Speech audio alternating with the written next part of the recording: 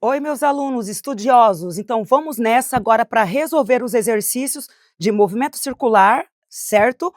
E ainda movimento oblíquo, tá? A gente está recheadinho aqui de exercício. Então, vem comigo, professora Roseli, vamos nessa.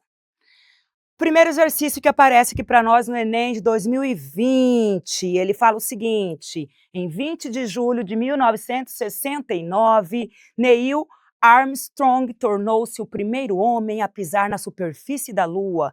Ele foi seguido por Edwin Aldrin, ambos da missão Apollo 11. Eles e os astronautas que os seguiram experimentaram a ausência da atmosfera e estavam sujeitos às diferenças gravitacionais. A aceleração da gravidade na Lua tem 1/6 do valor da aceleração na Terra. Em relação, presta atenção no comando. Em relação às condições na Terra, um salto oblíquo na superfície da Lua teria alcance. Vamos ver as respostas para a gente analisar o que, que ele quer. Ó, menor, menor, igual, maior, beleza. Simplesmente é para eu analisar isso daí. Galera, isso é muito tranquilo, a gente já falou sobre alcance na horizontal, tá? No alcance na horizontal, como vocês já sabem, volta aqui para mim, vamos lá. Gente, no alcance na horizontal, que nós já sabemos, já fizemos. Lembra que a gente fez o cálculo e a gente chegou que A é igual, lembra? Velocidade inicial ao quadrado dividido por G. Não lembra? Então, mesmo se você não se lembrar, basta você ter em mente o dado que ele disse ali, gente. Ó, ele falou para nós essa informação aqui, ó, que a gravidade na Lua ela é 1/6 da gravidade na Terra. Opa! Quer dizer que quando você tiver, né, se você der um salto, você vai ser puxado, o quê? Com uma força bem menor, aceleração gravitacional bem menor. Logo você vai ficar mais tempo ali, ó. Beleza? Tudo bem? Então, você já conseguiria analisar. Mas para quem gosta das fórmulas que a gente deduziu, lembra? Observe que o alcance, ele é simplesmente inversamente proporcional à gravidade. Opa! Se na Lua a gravidade é menor, o alcance vai ser maior. Simplesmente. A gravidade menor, o alcance, né, vai ser maior. Tudo que tiver menor, você já manda fora, manda embora, nem precisa terminar de ler, tá bom? Apareceu igual também, manda fora, já manda embora. Lá no Enem a gente não tem tempo, né? Então o que vai ficar como para eu analisar? Simplesmente as duas aqui como maior. Vamos ver a letra D? Diz que o alcance vai ser maior, pois a aceleração da gravidade é 6 vezes menor. Opa, essa que é a nossa resposta. Mas vamos analisar a letra E? Maior, pois a ausência de atmosfera, né? Na ausência de atmosfera não há resistência do ar. Pessoal, isso aqui tá legal, mas o fator predominantemente para o alcance máximo é quem? A gravidade, que é inversamente proporcional. Então, sem sombra de dúvidas, a nossa alternativa correta é a letra D, tudo bem?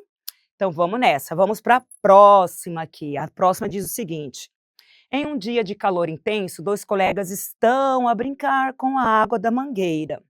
Um deles quer saber até que altura o jato de água alcança a partir da saída de água, quando a mangueira está posicionada totalmente na direção vertical, tá? Então, né, uma pessoa, um menininho, ele quer saber isso. Um outro colega, ele propõe, então, o seguinte experimento: eles posicionarem a saída da água da mangueira na direção horizontal, a 1 metro de altura em relação ao chão, e então medirem a distância horizontal entre a mangueira e o local onde a água atinge o chão, tá? Deixa marcado o que a gente tem de informação importante. A medida dessa distância foi de 3 metros e, a partir disso, eles calcularam o alcance vertical do jato de água, que é o que ele quer saber. Considere a aceleração da gravidade de 10 metros por segundo ao quadrado. O resultado que eles obtiveram foi de... Gente, aqui eu vou falar para vocês, pare o vídeo, faça o desenho e tentem resolver, tá?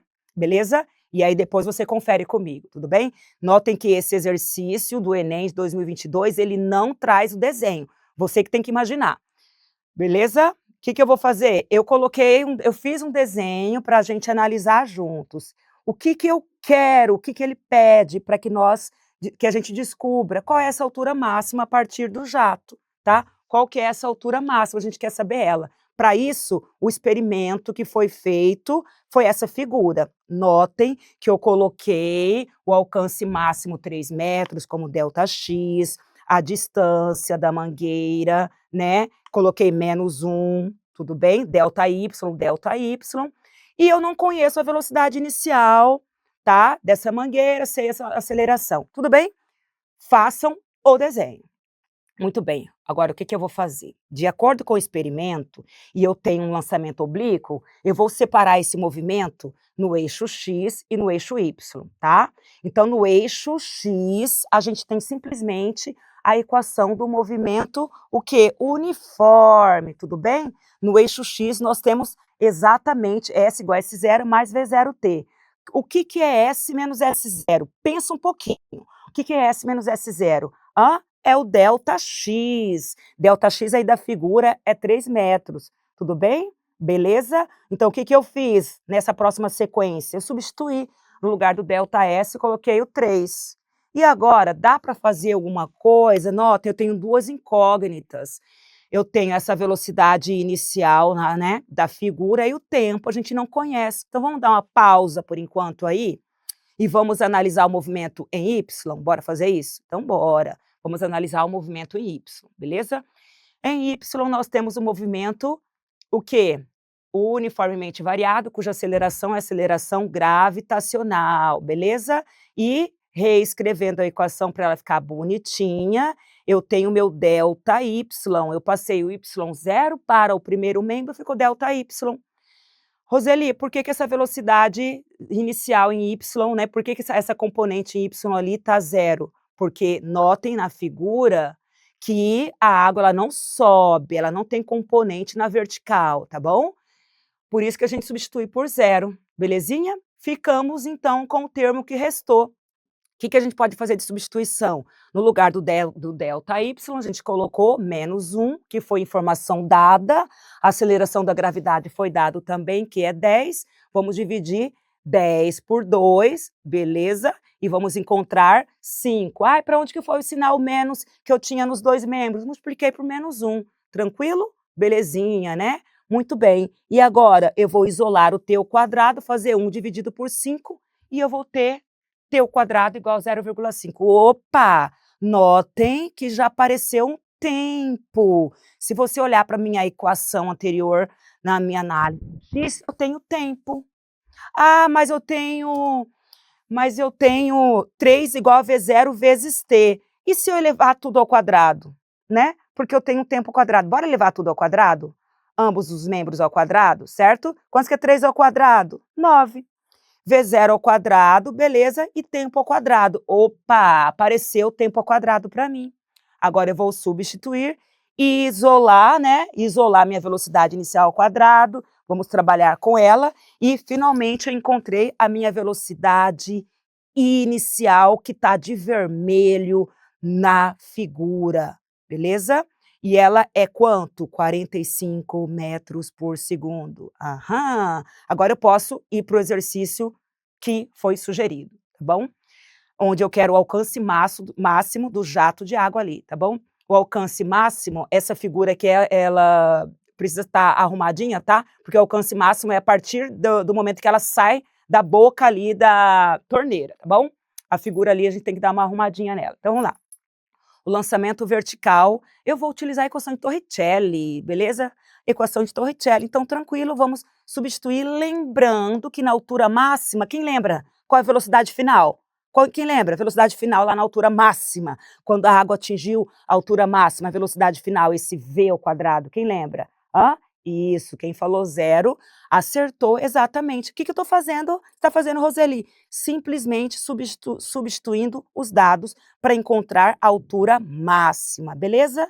Substituindo os dados, o que que eu vou fazer? Esse menos, Menos 2 vezes 10 é menos 20, mudou de membro, ficou positivo. Peguei o 20 que estava multiplicando, passei dividindo, fazendo essa divisão, chegamos finalmente à nossa alternativa, que é a letra B. Beleza? Joia! Bora para o terceiro, galera. O terceiro é o seguinte, Enem 2019. Fala o seguinte: na madrugada de 11 de março de 1978, partes de um foguete soviético reentraram na atmosfera acima da cidade do Rio de Janeiro e caíram no Oceano Atlântico.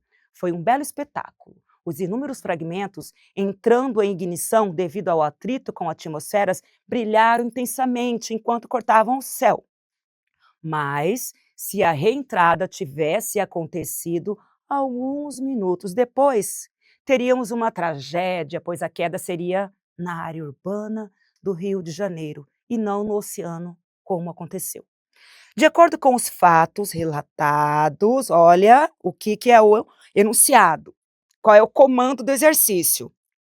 A velocidade angular do foguete, a rapidez com que o ângulo é varrido, tá? Em relação a, né, a velocidade angular ali da Terra no ponto de reentrada era. Analisa essa resposta. Igual, superior, inferior, tá? Então, isso que a gente quer analisar, tá? O meu exercício é simplesmente isso.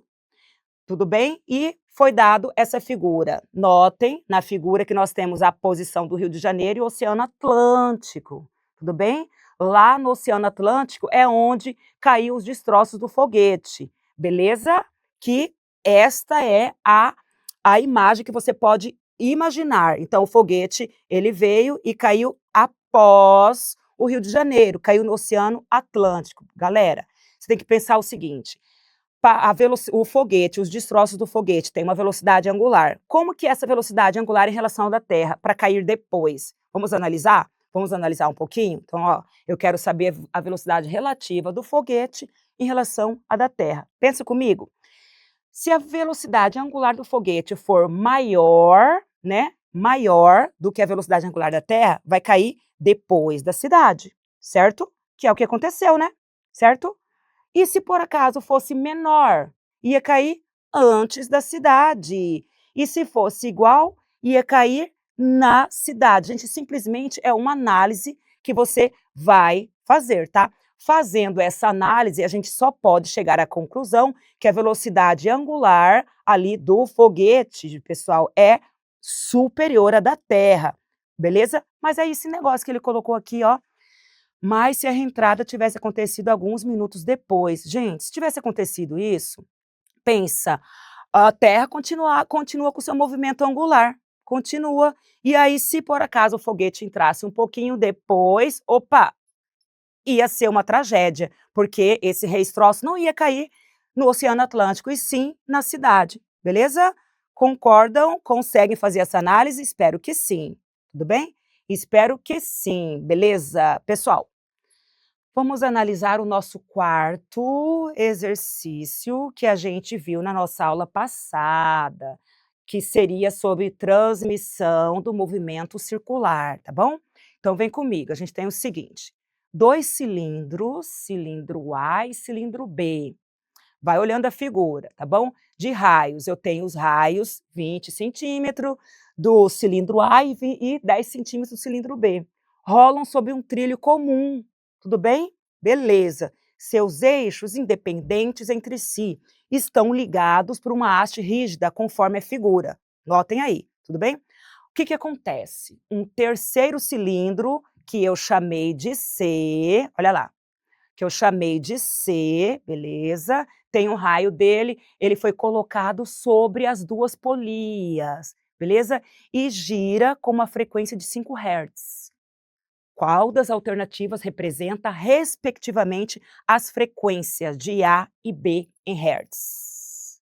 Despreze o deslizamento e considere movimentos circulares uniformes. Pessoal, esse tipo de situação a gente não vai trabalhar se eu não tivesse essa roda de raio C, o que eu teria? Eu teria simplesmente um eixo comum, velocidade angular da polia A igual da polia B, certo?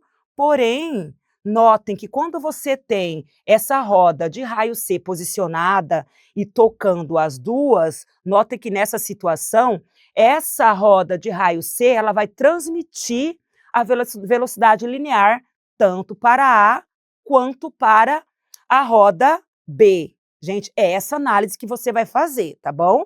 Ok? Percebam, vamos falar novamente.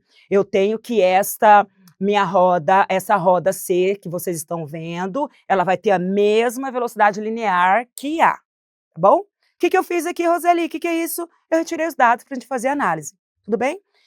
E eu coloquei para vocês, ó, como os cilindros rolam sem deslizar, o ponto de contato entre eles deve ter a mesma velocidade linear. Se o cilindro C gira, ele empurra a borda de A e B com a mesma rapidez. Logo, notem o que eu acabei de falar, sem colocar a equação, que a velocidade linear daquela roda A vai ser igual da roda C. E da mesma forma, a velocidade linear da roda B vai ser igual da roda C. Tudo bem? Vamos fazer a análise separadamente? Coloquei assim, ó, substituindo pela fórmula da frequência. Sabemos que a velocidade linear, em termos da frequência, lembra, gente? A velocidade linear, a gente falou lá na aula anterior, ela é 2πf vezes o raio, tudo bem? E também, agora o que eu vou fazer? Eu vou analisar separadamente, tá? Eu vou analisar separadamente a roda A e a roda C e vamos substituir. O que eu fiz aqui? A velocidade de A, substituir, vai analisando. 2π vezes a frequência da roda A, vezes o raio de quem? Da roda A. E vou fazer a mesma análise pela segunda roda. Qual é essa C? Aquela que foi posicionada em cima, tudo bem? O que eu quero fazer aqui? Vamos ver. Gente, dá para simplificar tranquilo esse 2π. Notem que eu tenho 2π no primeiro e no segundo membro. A gente vai simplificar e vai também substituir as informações. Eu tenho raio de A e raio de C, certo? E também tem a frequência de C, beleza? Cancelei o que dá para cancelar, vou fazer 5 vezes 40 vai dar 200 e depois vou dividir por 20, tá bom? Dividindo por 20, opa, finalmente encontramos a frequência em hertz para a polia A, belezinha? Muito bem, muito bem. Vamos fazer a mesma análise para a outra polia, tá bom? Agora eu vou fazer B e C.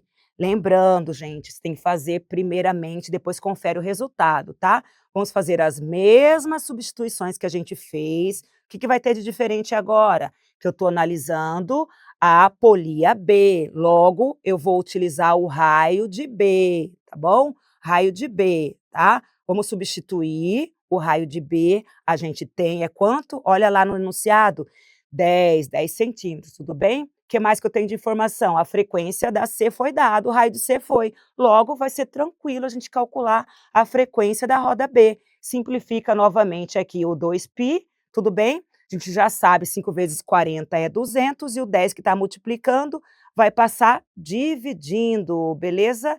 E, finalmente, nós vamos encontrar 20 Hz. Tudo bem? Temos essa alternativa? Temos? Sim.